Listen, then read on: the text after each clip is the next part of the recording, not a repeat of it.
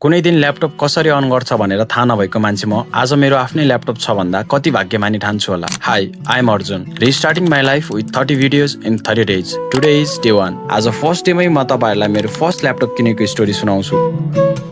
यो कुरा हो 2079 को, जब म भर्खरै +2 को एक्जाम सकेर कामको खोजीमा थिएँ। काम नपाउन्जेल घरमा के गरी बस्नु भनेर मामाको पसलमा जान्थे। एक दिन मामा काममा निस्किनु भएको थियो। पसलमा दाइ र म मात्र थिए। दाइ पनि 5 मिनटको लागि काम परेर मलाई पसलमा एक्लै राखेर बाहिर निस्किनु भएको थियो। त्यति बेला मेरो अगाडि एउटा ल्यापटप थियो। पढ्न त मैले +2 मा कम्प्युटर साइन्स नै पढेको हो, तर त्यति बेलासम्म मैले जिन्दगीमा ल्यापटप छुन पाएको थिएन। अनि मलाई त्यो ल्यापटप अन गर्न मन लाग्यो। पावर बटन खोजे तर कहीँ भेटाइन। गुगलतिर युट्युबतिर पनि सर्च गरे, तर ल्यापटपको पावर बटन त मोडल अनुसार फरक हुँदो रहेछ। मैले पत्ता लगाउनै सकिन। अनि त्यसको लगभग 4 वर्षपछि आज मैले आफ्नै कमाइले सानै भए पनि एउटा ल्यापटप लिएको छु। त्यो भन्दा पनि खुसीको कुरा के छ भने मैले ल्यापटपलाई अन अफ गर्न मात्र होइन, अपरेटिङ सिस्टम नै नभएको ल्यापटपमा अपरेटिङ सिस्टम इन्स्टल गर्नेदेखि जस्तो सुकै सफ्टवेयर र हार्डवेयर इस्युजहरू फिक्स गर्न सक्ने सम्मको नलेज पनि गेन गरेको छु। र म यहाँसम्म आइपुग्नुमा मेरो दाइ र मेरो मामाको ठुलो हात रहेको छ। म उहाँहरू दुवैजनालाई यही भिडियोबाट मनैदेखि धन्यवाद भन्न चाहन्छु। र मेरो ल्यापटपको बारेमा कुरा गर्नु पर्दा मैले ल्यापटप चाहिँ 6 महिना अगाडि नै लिइसकेको थिएँ। यो चाहिँ मैले रिफर्बिस्डमा लिएको हो, जसको मतलब नयाँ पनि होइन र सेकेन्ड ह्यान्ड पनि होइन।